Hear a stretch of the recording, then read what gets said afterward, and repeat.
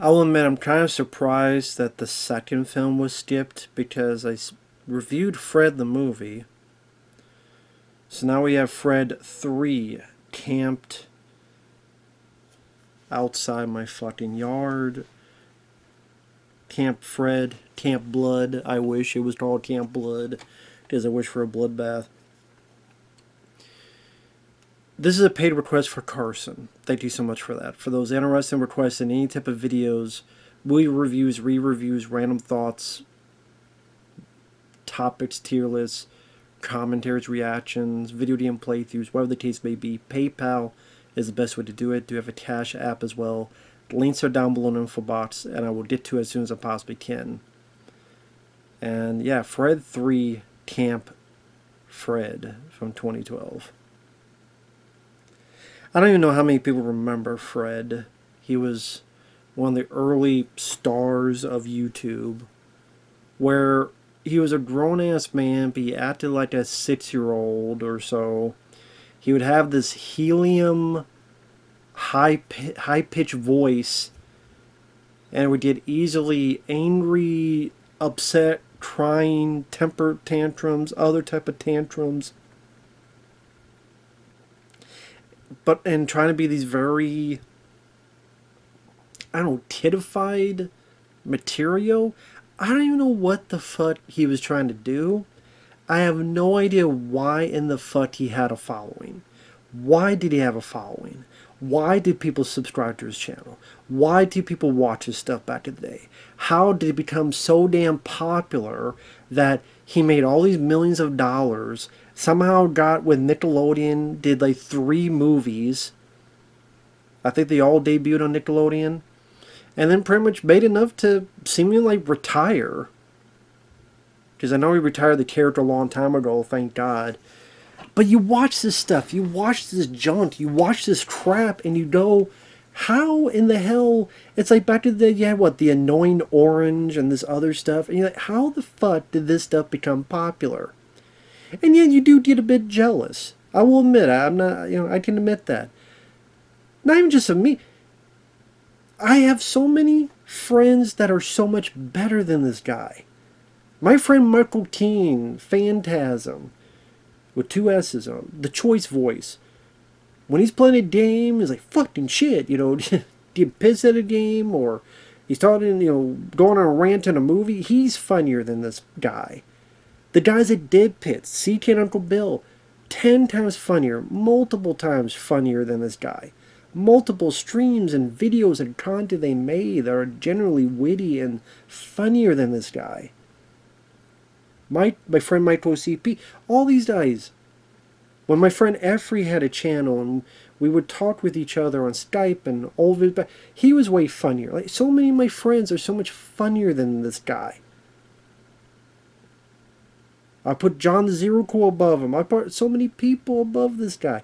What was it about him that made him have a following of some sort? What was it that people were drawn to?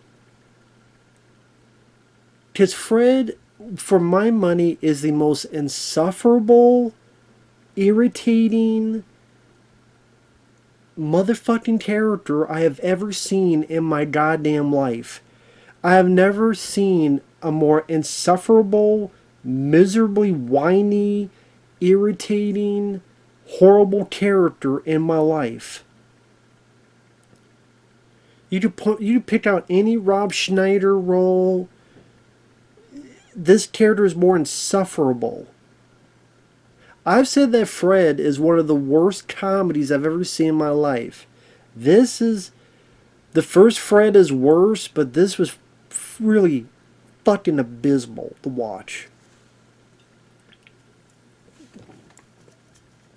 Because you have the tropes of going to camp, and you know what? I could be a sucker for those tropes because I enjoy the first Meatballs film. I remember vaguely not minding films like Camp Nowhere and Heavyweights. Haven't seen them in forever, but I vaguely remember, seeing that stuff and not minding them. I mean, you don't really have a lot of new camp films nowadays because no one goes to fucking camp. They just diddle on their fucking phones and laptops and iPads. But I mean, Ernest Goes to Camp. I didn't go with that film. I liked other Ernest films more, but I did enjoy Ernest Goes to Camp, despite some flaws. This, though, especially because of the main character, is so fucking irritating. I felt like my balls would shrivel back into my fucking pelvis. So it looks like my fucking belly button. So people look, wow, that's a crazy belly button. I'm like, you're looking at the wrong fucking thing.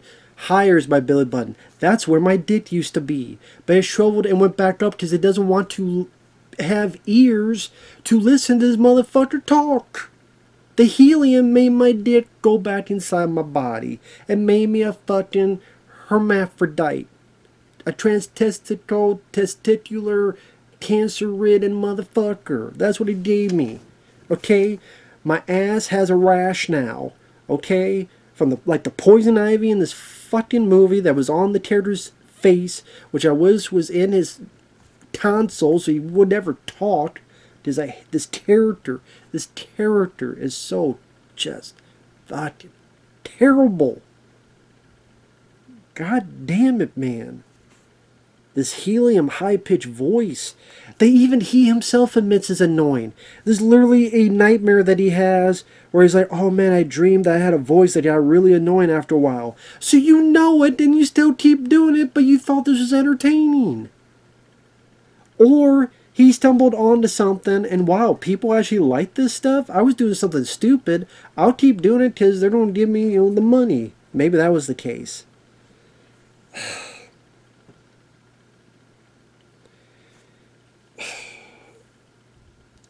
I don't care who directed it.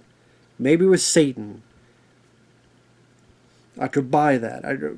That's why I'm not looking at the director. Unless it's Lucifer or Satan, or some other name, Louis C. Fur, then I don't buy whoever else directed it. Because it can only be Satan that directed this piece of shit. Just like the first piece of shit. So, let me go through the movie, otherwise I'm going to be repeating the same thing for another 10 minutes. So it's the last day of school. He sings a song about how this is his favorite day, and his chipmunk helium voice, and it's a dance number, and it involves the school lunch, and the marching band, and the other kids start singing and dancing about how this is such a great day. This is the last day of school. And so he wants to go to Camp Superior. He also wants a Monty Butler. I didn't see Dunstan Checks In or Monty Trouble, but I bet those fucking movies are better than this. And those were real movies in the 90s. He wants to go to Camp Superior, but his mom is sending him, because it's cheaper, Camp I Wanna Pee-Pee. That's the name of the camp. That's the humor you have here. That's the kind of bullshit you have here. Camp I Wanna Pee-Pee. So he cries like a 6-year-old. Wee. I'm not going to fucking do it loud because I don't want to give your ears the opportunity to fall the fuck off. Like mine. Maybe that's how this fucking ear went deaf when I heard the first fucking Fred back in the day. So, Fred, I'm accusing you of making my fucking ear deaf. When I read the first fucking movie. If you hear this voice, you go deaf too. My ear decided to shut itself off.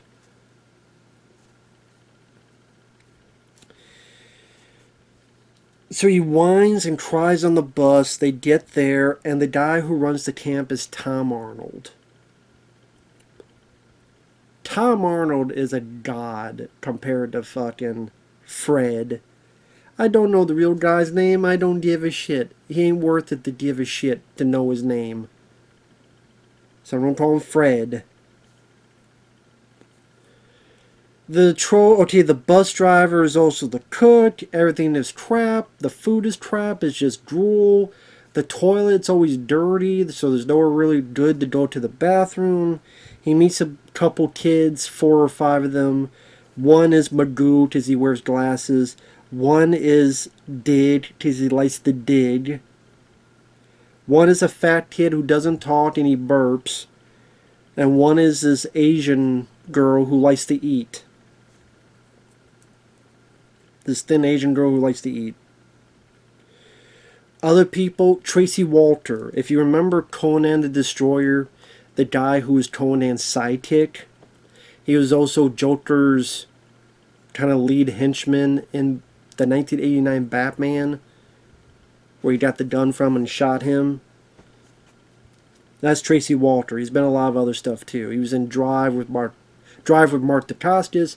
He was the cook in City Slickers. He's been in a lot of stuff. He plays a guy named Scary Gary, but he's not scary at all. He's actually trying to be helpful. Mostly all he has to do is he's in a tub washing himself, or a body double of him dances, and when the body double's done, Tracy Walter goes, "See, I totally danced."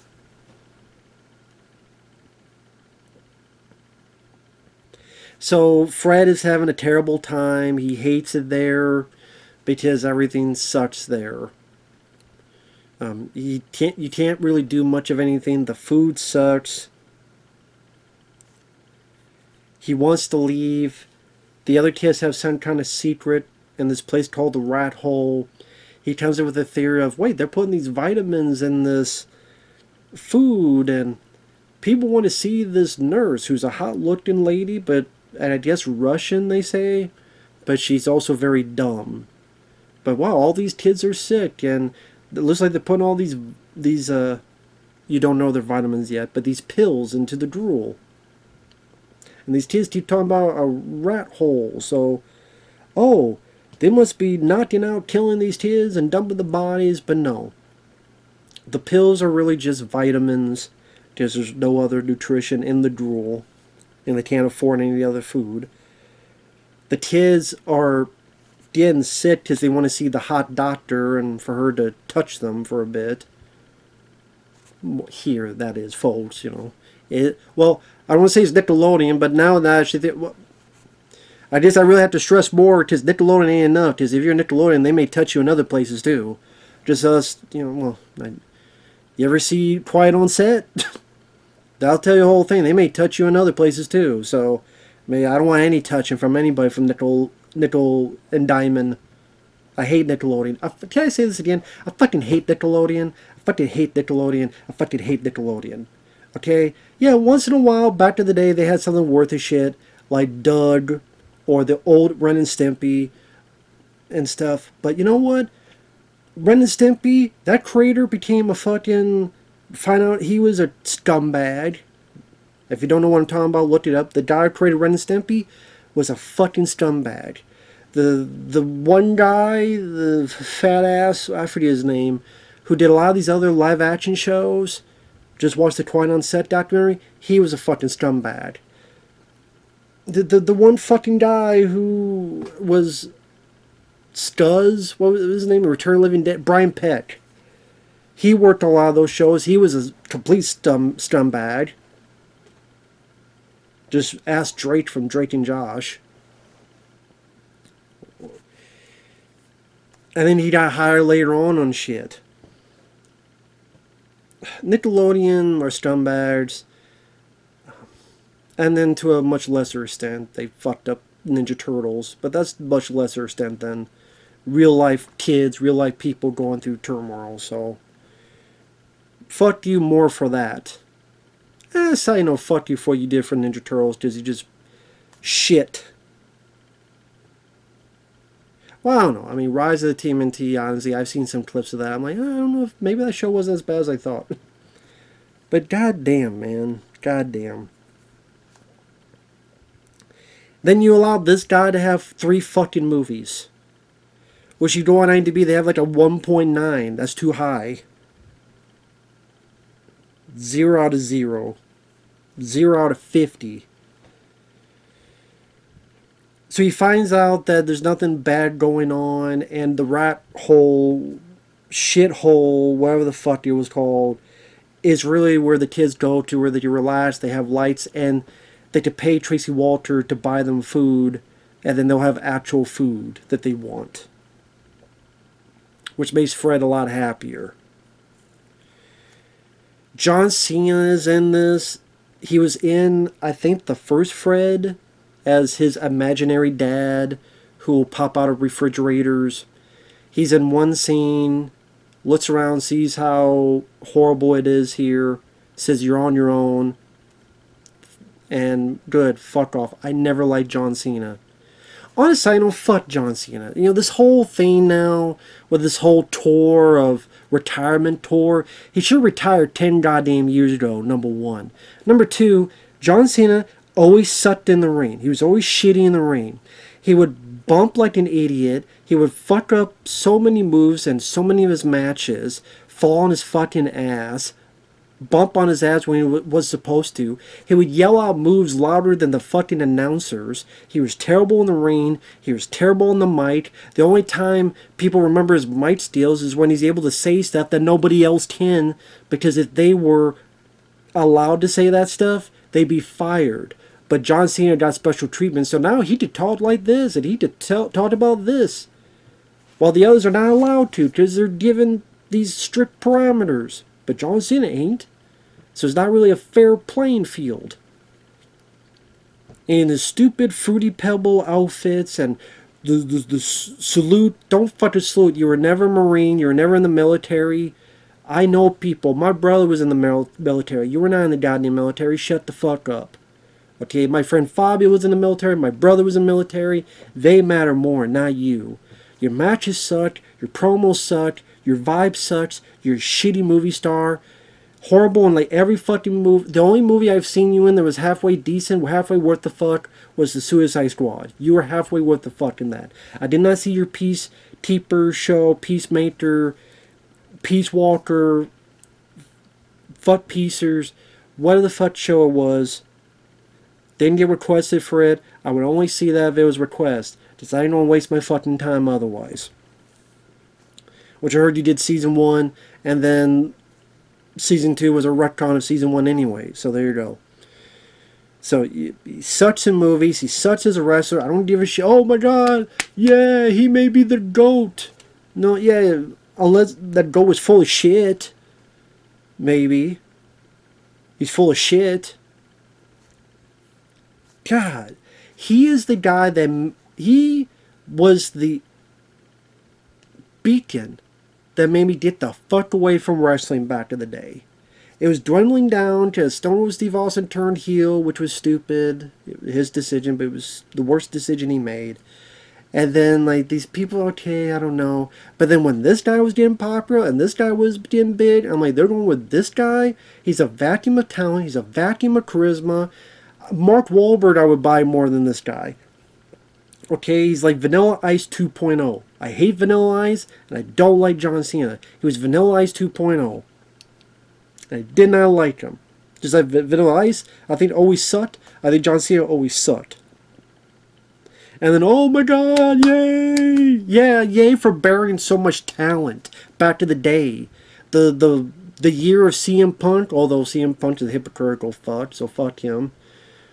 Saudi Arabia is so horrible. Wait, I'll go. Okay, thank you. Let me suck on that blood-covered dick. As he says, I'm not here for friends, I'm here for money. Well, you're certainly true, you sell out. But, you know, the year of Punk. Oh, put him in the mid-card. He's the champion, but we're not actually going to put him in the main event. John Cena's going to take all those spots. Oh, Edge. We should go pull the trigger on Edge, but no, John Cena's got to get it. Oh, Bray Wyatt. Oh, but you don't do some of his moves as a nod to him. Even though you fucking buried him back. You buried so many talent back in the day. You buried the Nexus. You beat them all yourself, pretty much. You buried that. You buried so much shit. Okay, you're a goddamn cemetery. You are the cemetery. You are the table and you are the cemetery. You're the table in the cemetery. Because you're a block of fucking wood amongst people you buried. So fuck you, John Cena. How about that? I'm sorry, I've been wanting to do like a John Cena rant, but I figured no one would give a shit if I did a video. So I put it here since I saw this motherfucker. Fuck John Cena and his green puke-colored clothes. You can't see me? Yeah, because there ain't nothing there but the fucking air. And the air is more interesting. The air has more to talk about. The air has interesting conversations I could have with it. Because it won't say something stupid back to me, unlike you, Cena. Fuck you, Cena. Anyway, where was I at? Oh, he's in one scene. Thankfully, Cena never comes back. As he should never come back.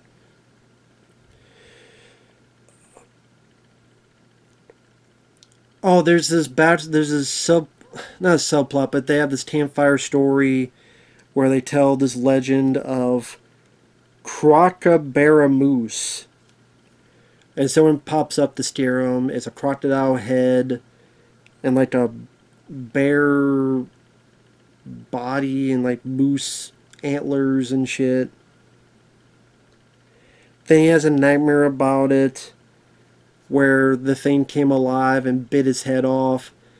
But him biting his head off, he runs around with literally a red shirt. Imagine this is a red shirt like this.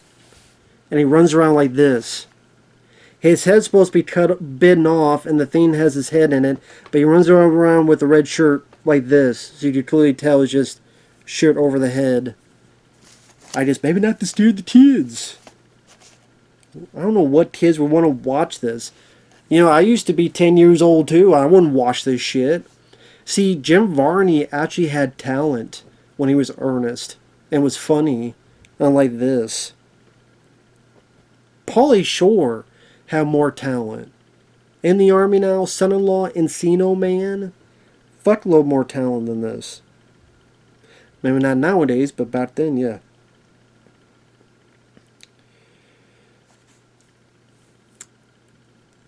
He hangs out with the other kids now that there's actual food to eat. There's these little rockets they fire and they have a fun time. And then it cuts to another plot now. We're in like another movie where there's the summer camp games. Most of these have these type of games. Of course there is. Whenever there's a camp movie, 8 times out of 10 there's going to be some kind of games with another fucking campsite. 8 out of 10 times they'll do that. And the guy in the other camp is a rival he had, a bully he had in school. So they lose all the games the first day. Then pretty much they rip off Meatballs, where Meatballs, remember when Bill Murray's like, it just doesn't matter. It just doesn't matter. It just doesn't matter. Here, in his helium bitchy ass voice, we're the best at being the worst. We're the best at being the worst. We're the best at being the worst. We're the best at being the worst. We're the best at being the worst. We're the best at being the worst. We're the best at being the worst. We're the best at being the worst. See how annoying that gets?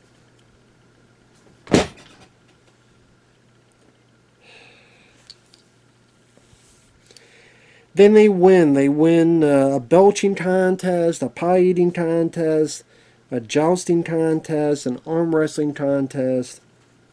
The last is a song and dance thing where Fred makes a horrible song about being losers, but I guess keeps on singing with other people and people get into it and then they win. They win the trophy. It gets to the end of camp. Of course, you know the kid who didn't talk. He's finally going to talk and sing for a bit, and he's going to have a crazy good voice, which you tell is they dubbed in later. It's not the kid's actual voice. But you knew that was coming. If you have a guy who doesn't talk, he's going to talk later and either say something very smart, very articulate, or he's going to be this great singer. You just know it's coming, and it did. So they win. Arnold is happy with the win. And the mom picks him up. She's going out with the pizza delivery guy. They drive away and then the movie's over.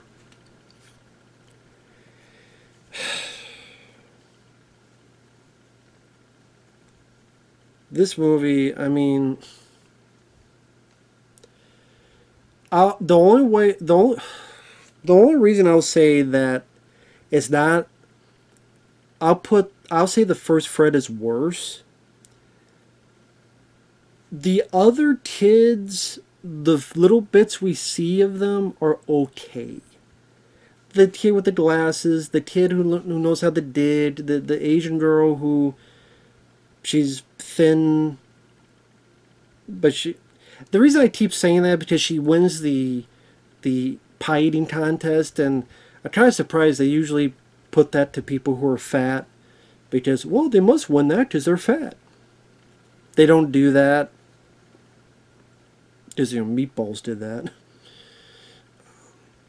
It's just like the person you wouldn't least expect.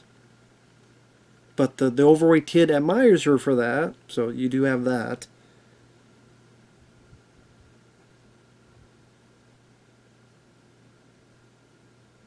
Sorry, I'm taking a dramatic pause to think that over. But the little bits that they're in, they're fine and far away from listening to Fred talk. I'm like, have these kids talk more so this guy can talk less. And I don't hate Tom Arnold. I like him in True Lies. I see him in other stuff, and I don't hate him like other people do. But he's been in some bad movies, like The Stupids. This is the worst movie he's been involved with. But I mean, I don't hate Tom Arnold. Again, we'll always have True Lies. There's that.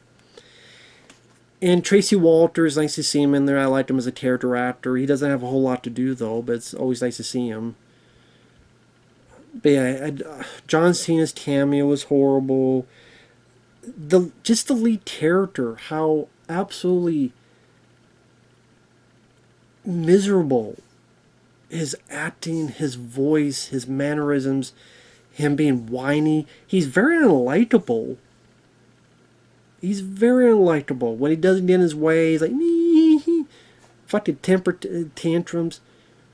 Why would anyone like this person back in the day?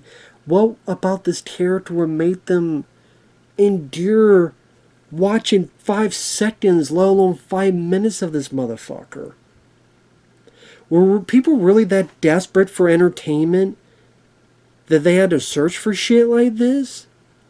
Were they that fucking desperate? No. Because you go watch just a regular fucking movie on VHS or DVD in the early days of YouTube. You had the angry Nintendo nerd, James Rolfe, and these video game folks like Armate21, rest in peace Armate. The guys at Dead Pit started 2006, 2007 uploading YouTube videos. I mean...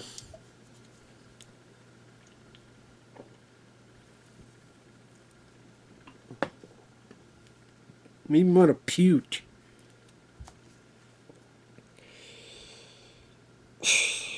The most miserable character I've ever had to witness is Fred. Thank God the character is dead. Fred's dead, baby. Fred's dead. I'm glad this character is dead and not coming back.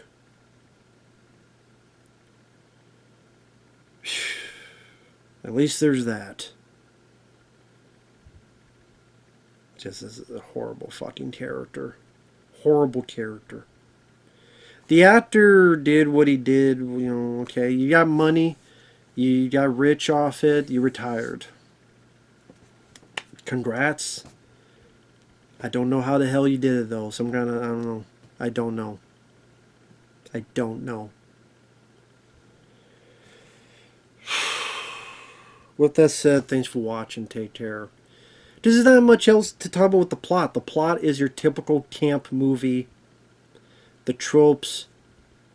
Again, the rivalry with the other camp. Everyone being a losers. Someone having a talent that gets expressed later on to help win one of the games.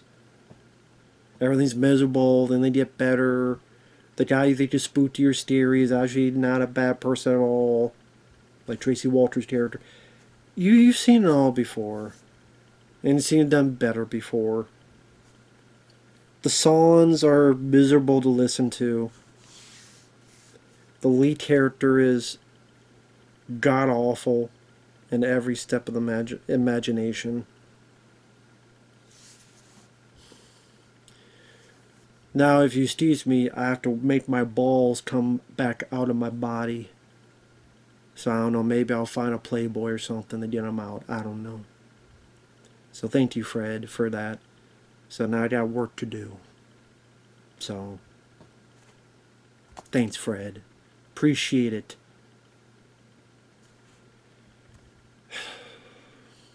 Later.